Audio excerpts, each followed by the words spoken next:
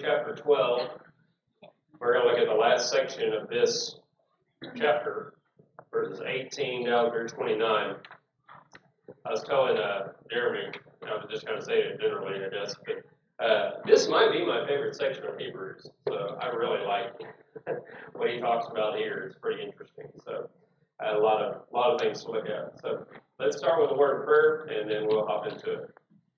Our Father in heaven, we're thankful for this day. We're thankful for the time to look into your word. We're thankful for the blessings that you've given to us and the reminders that you've written down for us through the writing of this letter.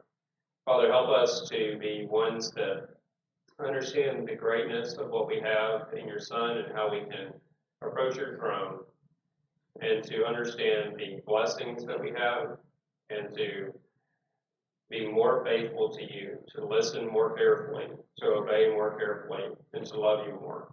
Help us to put you first every day. In your Son's name. Amen. All right. So we are here at the end of chapter 12. And just for information's sake, I usually have been having Nathan teach class whenever I'm preaching, and I'm preaching Sunday. So Nathan's going to cover. And then I'm actually going to be out for vacation with my parents next Wednesday, and so he's going to be teaching the next two, and that'll be the end of the class. So I've enjoyed teaching it. I've enjoyed going through this book with you. I hope you've benefited from it as well. So just FYI, Nathan will be taking care of the next two. And he knows that, by the way, so everything will be all right. But we're here basically at the end of this argument that has been... we've been building, obviously, to this point. It's an encouragement to faithfulness. And one of the things that is interesting to look at here in chapter 12 is how he's going back and picking up some of the themes that he introduced back in chapter 1 and chapter 2. If you remember back in chapter 2, he talked about this sonship of us.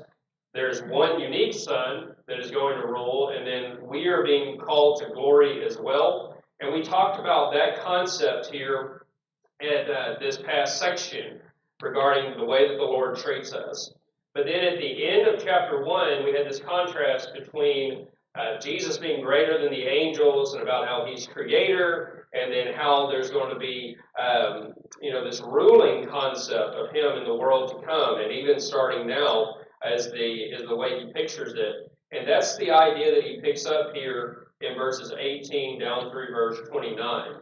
And there's basically a handful of distinctions here, a handful of breakdowns, but you'll have a contrast between Mount Sinai and Mount Zion, and then an admonition that's very similar to what we've seen in chapter 10 and also back in chapter 2. So with that being said, that little bit of introduction, who'd like to read for us here verses 18 down through verse 29?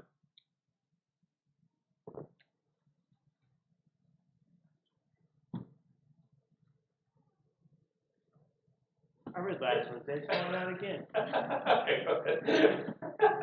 You have not come to a mountain that can be touched, and that is burning with fire, darkness, gloom, and storm, to a trumpet blast, or to such a voice speaking words that those who heard it begged that no further word be spoken to them, because they could not bear what was commanded.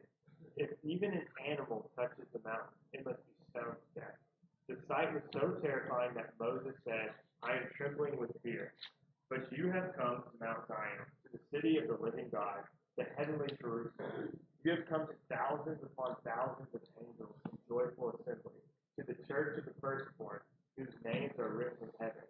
You have come to God, the judge of all, to the spirits of the righteous made perfect, to Jesus, the mediator of a new covenant, and to the sprinkled blood that speaks a better word than the blood of Abel. See to it that you do not refuse him who speaks. If they did not escape when they refused him who warned them on earth, how much less will we if we turn away from him who warned us from heaven? At that time his voice shook the earth, but now he has promised, once more I will shake not only the earth but also the heaven. The words once more indicate the removing of what can be shaken, that is, created things, so that what cannot be shaken may remain. Therefore, since we are receiving a kingdom that cannot be shaken, let us be thankful, and so worship God acceptably with reverence and awe, for our God is a consuming fire. All right, so lots of interesting things here. So let's begin with what we usually do here. What jumps out to you as you read through and look through this section?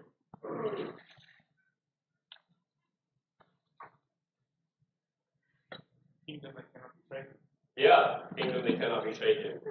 Yeah, that's very good. What else?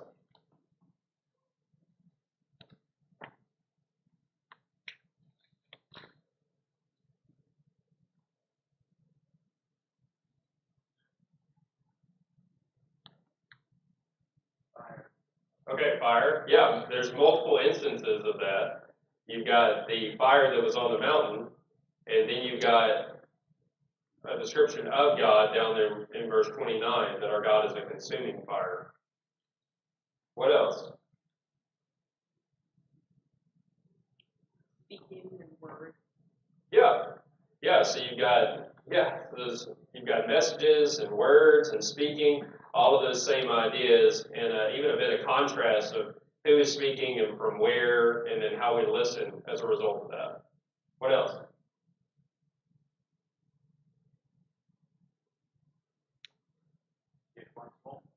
Yeah, once more. Mm-hmm.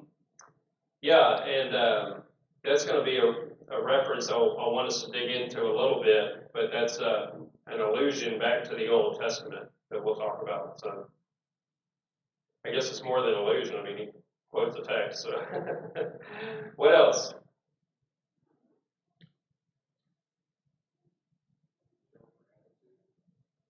Show gratitude. Yeah, and that's going to be very important for the argument that is flowing through this text, because there's a categorical change that they have, and so there is a response there in verses 29 or verse 28 in response to that. What else? Innumerable angels. Yeah, innumerable angels. Yeah, one of my favorite things here is connected with that. It's the festal gathering, or what did yours say, Jacob? It was something like that. That's in 22, end of 22. Joyful assembly. Yeah, joyful assembly. Yeah, it's picturing a celebration that's happening, and I don't know that I often think about it like that when I think about Mount Zion per se, but it's a wonderful thing. I guess I do, but I need to think about it more. What else? What does it say about tremble with fear? Yeah, now that's an interesting concept, because where does the text say that? You kind of have to, if you go back, it's Deuteronomy 9, there is a picture where he trembled, but if you look at that one carefully, he was scared that God was going to destroy everybody because of what Aaron had done. But you put that together with an earlier account, it seems like this was his initial reaction, as well as obviously the reaction there with Aaron. But it kind of gives us some insight that even though Moses was there, he says, "Show me your glory," and all those things, he was still scared. And obviously for good reason. What else? Interesting words, verse 23, the righteous were made perfect. Yeah, that is interesting. I thought about that too. Because they weren't perfect, but they were made that way. And it's the power that God had to change them to that status of them being made perfect. What else? Mediator of a new covenant. Yeah, a mediator of a new covenant. One thing that I think is interesting, and this sort of goes into interpretation here, but one of the commentaries I was looking at with this idea, there's actually 7 descriptions regarding Mount Sinai, and then there's 7 descriptions regarding Mount Zion. And if you look at them, just in contrast, you've got maybe touch, blazing fire, darkness, gloom, tempest, sound of a trumpet. Here's the voice. You have this whole picture, and then you have this same contrast on the other side. Here's the Mount Zion, city of the living God, heavenly Jerusalem. There's these comparison here between those two. What else?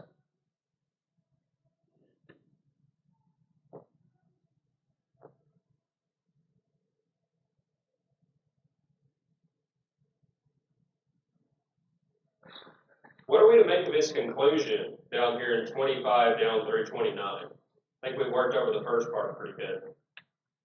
There's some more things in there.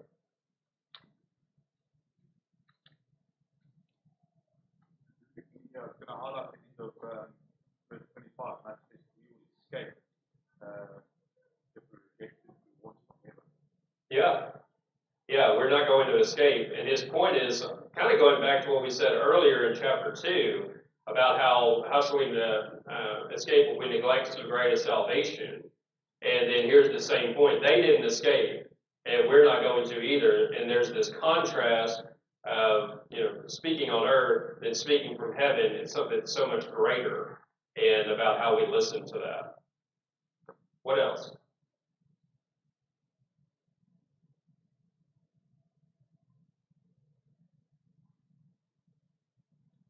Receiving a kingdom.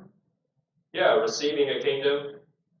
Yeah, and to a certain extent, that kind of goes to what we've talked about, is that obviously the kingdom has been established, it's already started, but there is a future concept of that, where he's ruling and reigning until he puts all enemies under his feet. There's a completion of that.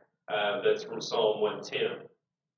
Okay, well, let's walk through this text a little bit. I've already mentioned a little bit of the structure. You have the comments on Sinai, then you have the comments on Mount Zion, and then there's this bit of contrast back and forth about how they listened then while they were on earth versus how we should listen now with the one that is speaking from heaven.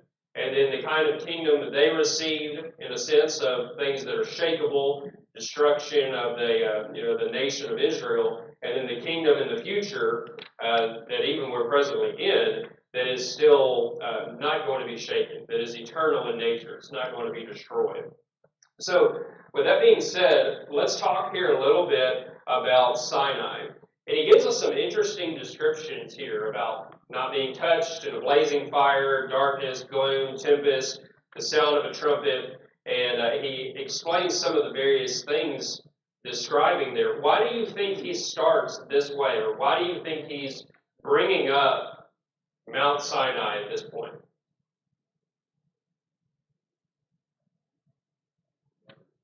Another better comparison. Yeah. Yeah, another better comparison. In fact, that's what I've got up here when it says you have not come, but you have come. That picture is of a contrast of something that they have experienced, that they're experiencing now, that they're not experiencing regarding in the past. So there's something much better that they've received. But what else? Why else do you think this is important? Well, I look at one thing here. You have not come to a mountain that can be touched. Mm-hmm. So Sinai was a physical place you could go to touch. Right. Just wanting us to recall that God is awesome and deserves reverence. Yeah. So and it is again. That's what I was kind of mentioning a little bit. Is you've got one that is able to be touched and one that's not. One that is temporary, one that is not. One that's you've got this contrast back and forth, and then again the response, the reaction that we should have as a result of it. And you think about how it was at Sinai, and I want y'all to kind of put this story in the back of your mind, because Sunday we're going to talk about the Transfiguration. And this story actually kind of does a good job preparing us for what we're going to see on the Transfiguration Sunday. But imagine putting yourself back in that situation. Imagine being Moses, or imagine being the people, and you have these things happening in front of you. You have a mountain that's on fire. There's darkness and gloom and tempest. Then they hear the voice of God. It sounds like a trumpet. And you see the reaction of the people. They don't even want to listen anymore. Just stop. They're scared to death, and they can't even endure the idea of if you touch it, you're dead. And even Moses himself is trembling. What would it have been like, or what do you think it would have been like to be there and to experience something like that?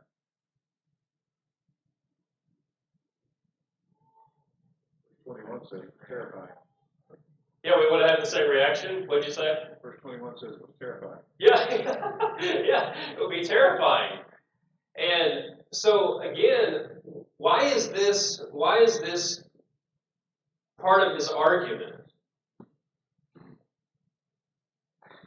What is he trying to point to? Well, this was a foundational experience for Israel. Like, this was the thing that they, like, almost in the sense, like, we look back to the cross and the crucifixion, and we, like, focus on that so much.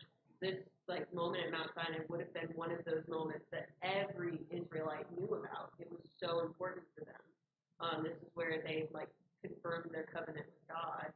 And so, like, and then if you compare that to what we have now, and so he's using the example of Mount Sinai versus Mount Zion to say this is what we had, and that was one of the most like amazing, terrifying, awe-inspiring moments in known history, and that is nothing compared to Mount Zion. And that comparison becomes really like shocking to the reader, and it should be correct. Yeah, so it's very much that contrast, and one of the words that you use that I think is very important is the idea of covenant. Where did they receive the covenant? They received it at Sinai. And so remember, that's been so much of what he's had all the way through this. You have a better covenant, better priesthood, better all of those kind of things. That was the 1 year that they spent seeing this kind of thing and not being able to do anything about it to stop it. And that was the terms. That's what ratified that whole process. And that's a symbol of this first covenant. And this is the point Paul makes in Galatians 4, when he talks about this contrast between the mountain that was there in Arabia versus the heavenly Jerusalem, and the contrast of covenants. That's why he's making again this same argument to help them understand not just, oh wow, we don't have that mountain. It's that I don't have that covenant. I'm not a part of that covenant. I've got something so much better. Go ahead.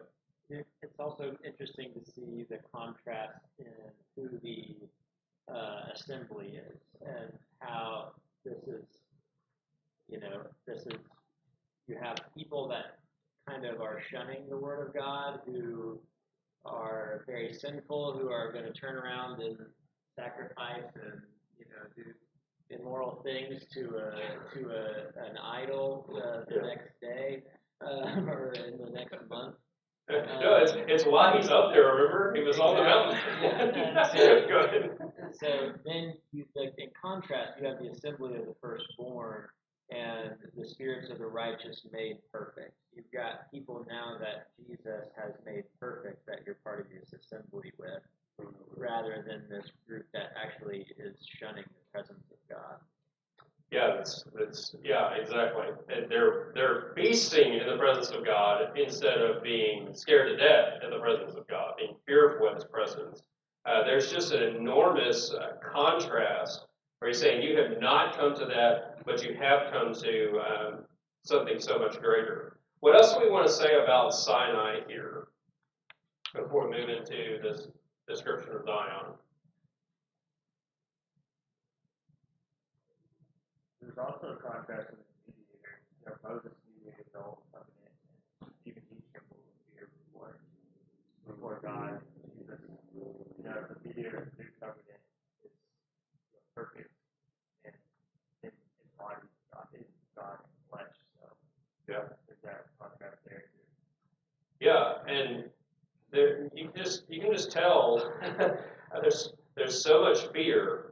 And even that amount of fear, did it really cause the people to obey like God wanted them to?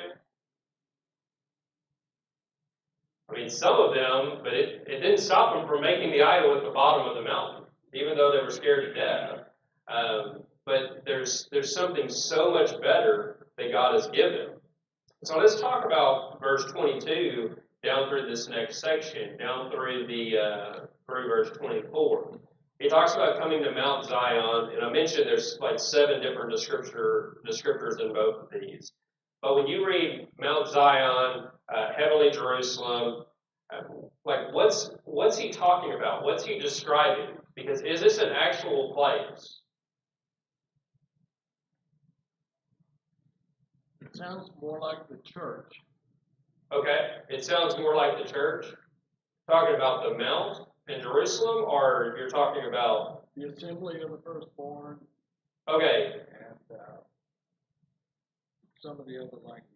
sure, yeah. So the assembly of the firstborn, or some of your versions may say the firstborn ones, because if I remember right, that's I think he's describing it's ones that have been born, but it obviously is including that people that have accepted the gospel. Then you have the spirits of the righteous made perfect. That seems to be the ones that have already passed on from what he's talked about back in chapter 11. Then you have Jesus, you've got the Father, you have just this enormous gathering of angels as well. It's just kind of a picture of all these different people and beings that are in a place. Because when we think about Mount Zion, what is Mount Zion, or how should we understand that? It's easy to just kind of read that, but it's an important place, idea throughout Scripture. So what's he talking about? Well, in the Old Testament, Mount Zion is the true dwelling place of God, Yeah, as opposed to Zion, which was in Israel. yeah, it's the true dwelling place. And what you brought up is important. So there's an actual physical place, right? Mount Zion is a place that was there where Jerusalem, the city, was put. And that's the picture of where God reigns. But the idea is just like with the temple, it's just like all these other things. It's not that they thought, oh, okay, God lives in the temple. It's that this is a shadow. It's a signpost of sorts to the true reality in heaven. And that's how it is with the Mount Zion. That's how it is with Jerusalem, the city of Jerusalem. Yes, they'll say that God dwells in Jerusalem. Well, did he actually live in that city? Well, yes and no, right? It's a signpost to point to the true reality of him there in the heavenly Jerusalem. And it's these same type of pictures here. So you have a mountain, you have a city, and you have the gathering there of the angels. And so it's important for us to kind of understand what he's talking about regarding this whole like shadow and reality. That's something that is on earth that is representative of something that's in heaven. So as you look at kind of understanding those concepts, then while we're kind of just trying to understand the reality of them, the reason he says this is because this is so much greater, though, isn't it? It's categorically different. It's categorically better. Because he's not talking about an actual mountain. He's not talking about a physical place that you can go out and touch as much as it's on the other side. It's where God lives and where God dwells. So how then are they coming to? Because he says, verse 22, you have come to Mount Zion, to all these things. How are they actually coming?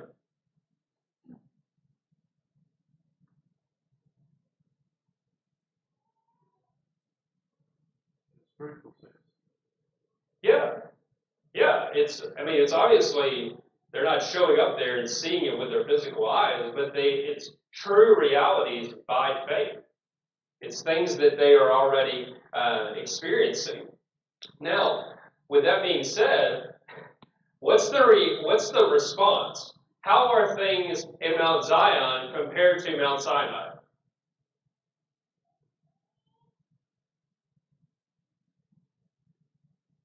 Celebration. Yeah, one's I'm about to die. The other one's, hey, this is a great, joyful celebration, isn't it? And there's really so much. That's one contrast. What are some other contrasts?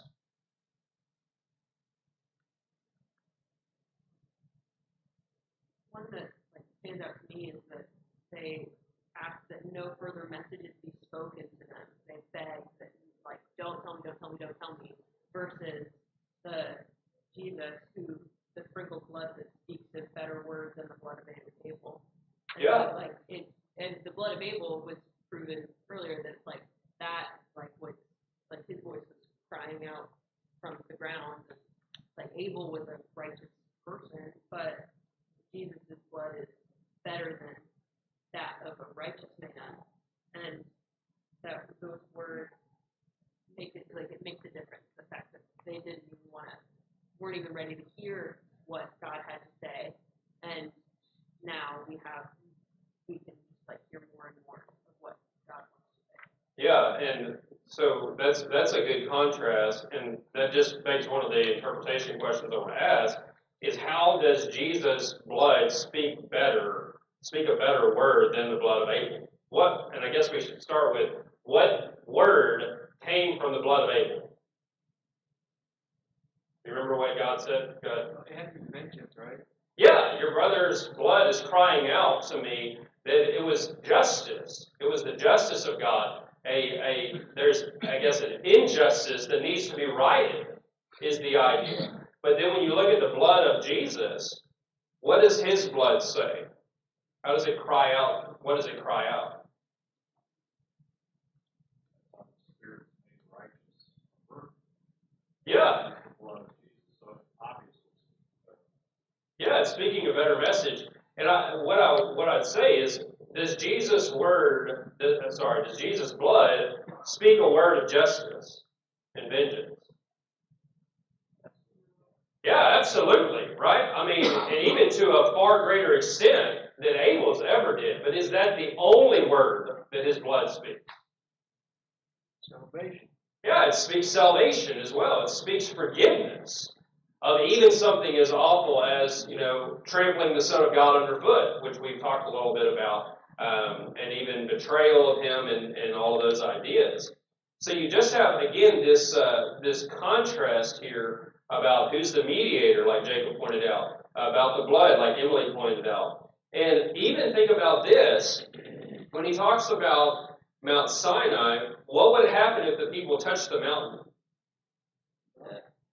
Yeah, they're dead, right? They can't even come in. Here's people that are sitting at the table, in a sense, and what is the condition of their lives?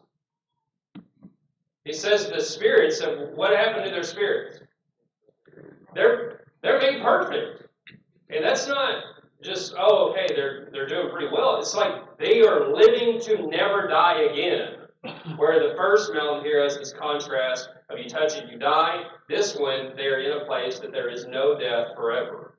And so there's just this enormous description and contrast.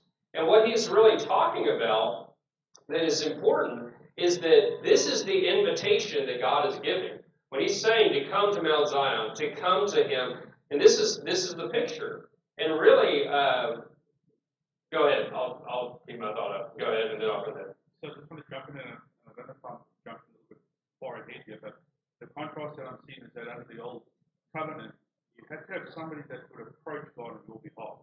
So Moses was on Mount Sinai on behalf of the people. The new covenant, everybody is welcome. It's not just the firstborns, and that's why I don't want to jump in now, but the firstborn would inherit that of his father. Well, here, everybody's now considered the firstborn. In terms of everybody's got direct access. I don't need to go to my father through you, who's the preacher. I can go directly to him, which is the contrast I think. I mean, that's right. It's for me though. It's categorically different, and that's what he's trying to really help us to fully grasp just how different it is, because it's easy to just take it for granted. Go ahead, Ed. The Hebrew writer uses the configuration of the temple to contrast the great limitation on access to God in the past versus the free access through Jesus. And it seems to me that you see that here in the contrast to the mountains also. In one case, you have the free access to God, the angels, the saved, and all of that. In the other case, you have people scared to death to come near the mountain. Right. Yeah, there's this enormous contrast of how we approach. But whenever we have this in our mind, we have full access, and we can come boldly to the throne of grace, knowing that we're going to receive help in our time of need. I mean, it's all of these same ideas that he's talked about so far. But again, when you think about these ideas, what he's saying about Zion and what he's saying about Jerusalem are especially important for reading the prophets and reading the Old Testament. Because, like, for example, if you read Isaiah and you read through that, what he'll look and see is here's the Jerusalem, here's a place where God's supposed to dwell, here's a place where God's people are, and it's full of violence. It's full of evil and wickedness, and there's going to be judgment, and eventually the city is going to be destroyed, and the temple is going to be destroyed.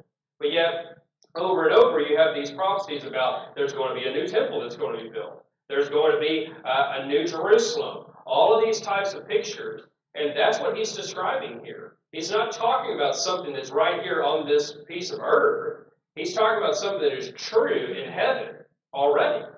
And so those are just important to see because, I mean, over and over, you'll have people that are like, hey, he's got to come back and he's got to set up a new Jerusalem and all these ideas.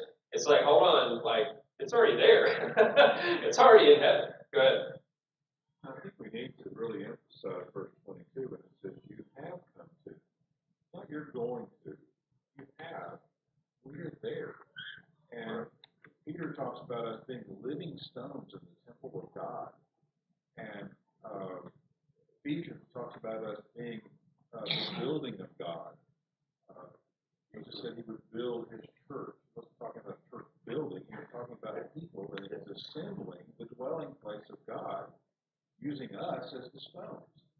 And so we're already there. The only thing that keeps us from seeing all this grand glory is our physical body. Yep.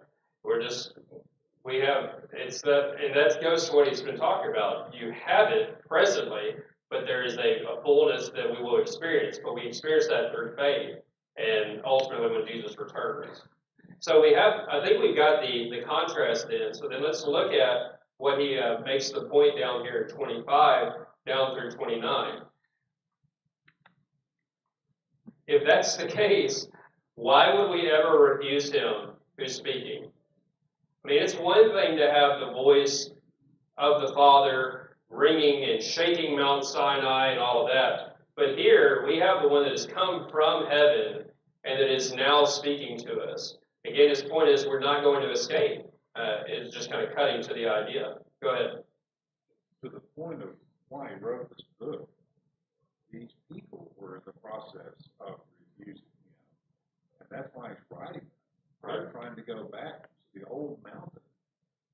And he says, that's not what you've been called to. You've been called to this other mountain, and so don't refuse what you've been given. Yeah, absolutely. And again, that's why I want us to understand that the mountains represent covenants as well. Because when you just think, oh, okay, I don't want to go with Jesus. Things are hard with him. Let's go back. That's why he's giving. Do you really? Do you really want to go back? Because it didn't go so well then, and you're not fully appreciating what you have now. Because like verse 26, his voice shook the earth, but now he has promised, and we'll talk about this text for a second. But yet once more I will shake not only the earth but also the heavens, and he kind of teases some of that out. So there is again this contrast between what they've had in the past versus what they've had in the future.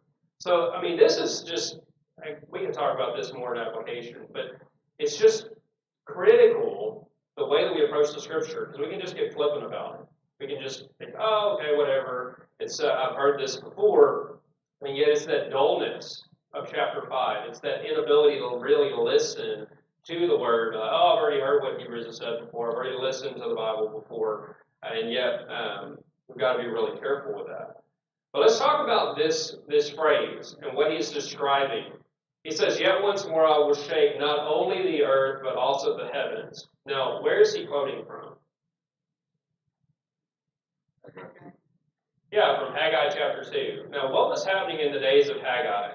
Do y'all remember? Go back off into the... They weren't building the temple. I'm cursing you if you start on it. Yeah, and this is after the exile. So just for framework. So it's after the exile. They're there. They've had some discouraging circumstances. And he says, hey, build the temple. But was that temple really that great? Yeah, it wasn't really that great. And he gives them a means of encouragement by making this statement. So go back to Haggai for just a minute. I want us to look at it a little bit more in detail. Because this is right in the middle of where he says in verse 4, work, for I am with you. And he says in verse 5, my spirit remains in your midst, fear not. It's these events, it's the reality that the Hebrew writer is talking about that motivated the people in Haggai to be faithful, to exercise, to work, and to be strong and active. And it's the same point that it can do for us as well. So somebody read for us here verse 6 down through verse 8 of Haggai chapter 2. This is what the Lord Almighty says. In a little while I will once more shake the heavens and the earth, the sea and the dry land. I will shake all nations, and what is desired by all nations will come. And I will fill this house with glory, says the Lord Almighty. The silver is mine, the gold is mine, declares the Lord Almighty. Go ahead and get verse 9 as well. The glory of this present house will be greater than the glory of the former house, says the Lord Almighty. And in this place I will grant peace, declares the Lord Almighty. Okay, so again, all of this is it's building up this same argument. So he refers back to the shaking. There has been a shaking already, which is what he's been talking about. But he mentions yet once more. This is going back to Hebrews 12, and we'll kind of weave these two texts together. He says, yet once more indicates the removal of the things that are shaken, that is, the things that have been made, in order that the things that cannot be shaken may remain. What is he talking about? What is he anticipating in the future?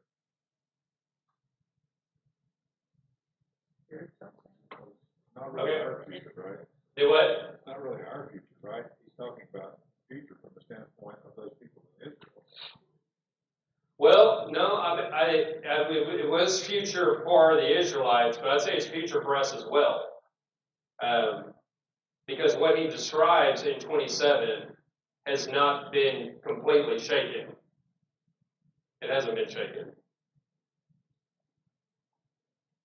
Yeah, I was going to say, I typically thought as far as like, I could see there being some present aspects of this, but definitely a future fulfillment. We typically think of like removal of the earthly things, the destruction of the earth and things like that, and not necessarily the rest of the created order that he has as he describes here, because he says heaven, not only the earth, but also the heavens.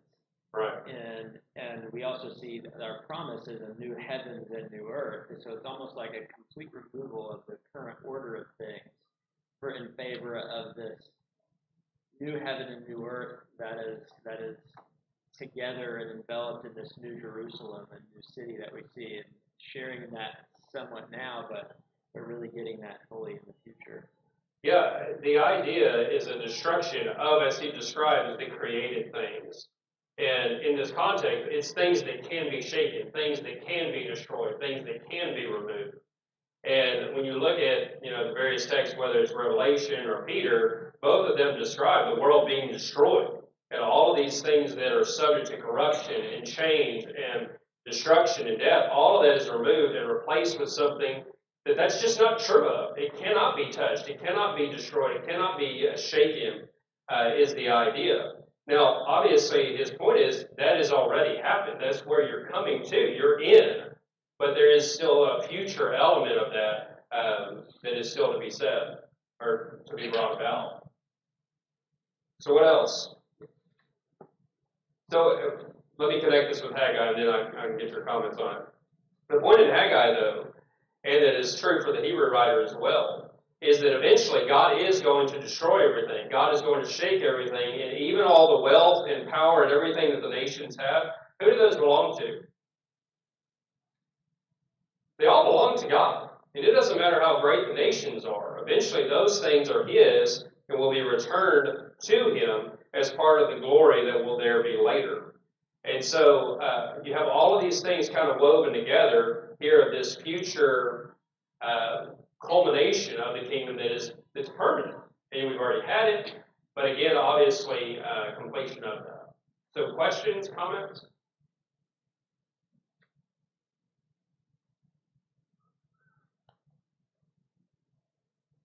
Okay. Well, then let's talk about what we should do with it. We got 5 minutes. But the applications are already here. But what do you think should be our response to something that is indestructible and cannot be taken away from us? Same response to the woman at the well. I want the living water. I want it. Yeah. Yeah, you would think. I mean, if you can't ever lose that reward, why would you want to hold on to the things that you are going to lose, right? That's the whole point. I mean, Byron just talked about this in Matthew chapter 16. If you lose your life, you'll save it. But if you hold on to your life, you'll lose it. That's that whole contrast about our hope, about what we're putting in front of us. Okay, what else?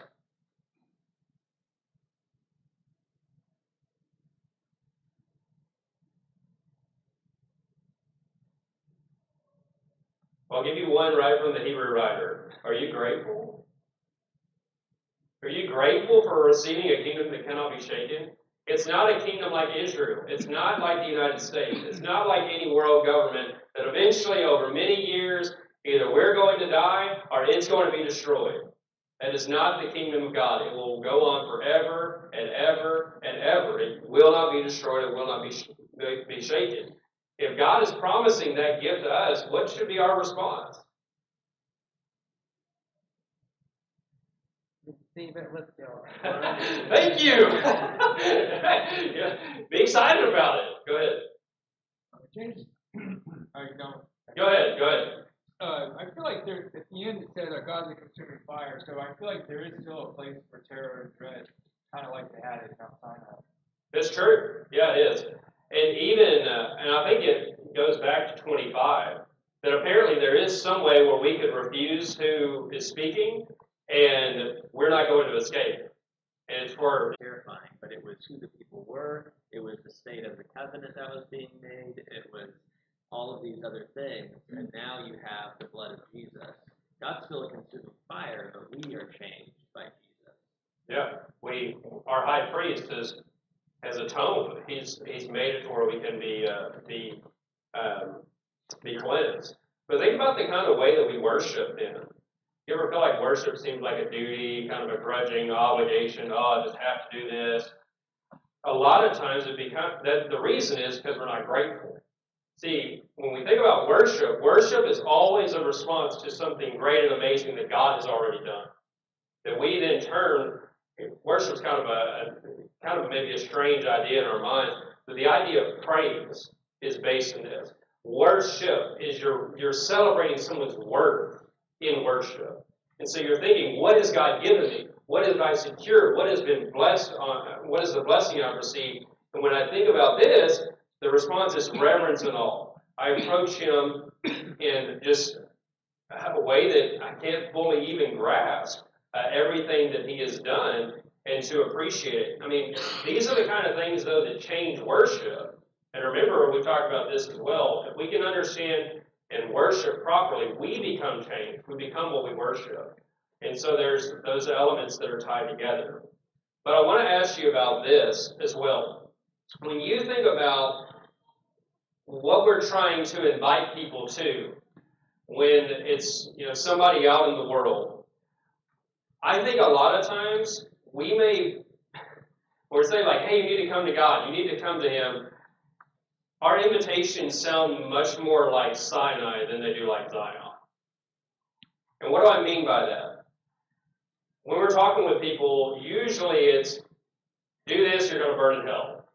You're scared to death. You're terrified. And then it's not a matter of celebrating and joy and feasting and all of that. It's just, I just want to survive. Now look, there's an element of that. God is still a consuming fire. But think about what He's saying. The invitation is to a celebration. The invitation is to a feast, to a gathering, to a city, to a kingdom that cannot be destroyed, that cannot be taken away. And that's why it's good news. Obviously, it has some bad news in it, but it's good news. And until we can kind of get past, obviously, the realities of Sinai and move on to Zion and appreciate what we have now, we're not going to really be changed in our evangelism. It's not going to sound different. Does that make sense? Questions? Okay. I just think it's so cool that element stays there even in this, and how he describes this. That first you receive this, then thus offering a good and acceptable worship with reverence and all. Everything we see, it's so crucial that we recognize that something has been done for us and has happened. Thus we worship, thus we obey, thus we do all of these things out of joy for what's been done for us. And we so many times go ahead and reverse this and say, so we offer worship with reverence and awe so that you can receive this. And that's never the picture that we see. It's always the other way around. Yeah, and you ever feel like, I'm not very joyful as a Christian, not very happy about it? I mean, I have those struggles at times as well. You just got to go back and have your eyes of faith, see the reality, and be convicted about what you have. And then there's a joy that obviously comes out of that. Go ahead, Richard, what were you going to say? Yeah, I just wanted to talk about God and consuming fire. And fire is one of those things that be your lifeblood or it can be your death. And you think about it, if you get cold, you turn to the fire to warm you up. But if you're close to the fire and you disrespect the fire, it's going to burn you. And that's where I see this image of God, where yes, he is a consuming fire, but if you respect him the way that you ought to respect him, that fire is going to give you more warmth than fear or hurt or pain. And I mean, I look at it with my father. My father's a big man with a big personality. and he can be the kindest, gentlest human being to a child, yet if there's disrespect involved, he is a consuming fire that I got enough hiding from him to know. Even now, don't mess with it because he'll still give me a hiding. And that's that fatherly figure of that fire where disrespect is going to get burned, but respect it and you're going to gain more. Yeah. It's toward a certain people, like Haggai is talking about. It's to the nations of the world that reject him, it's a word of judgment. But to those that accept him, it is a word of forgiveness and salvation. So, all right, we enjoyed it. We'll stop right there, and we'll pick up in chapter 13 on Sunday.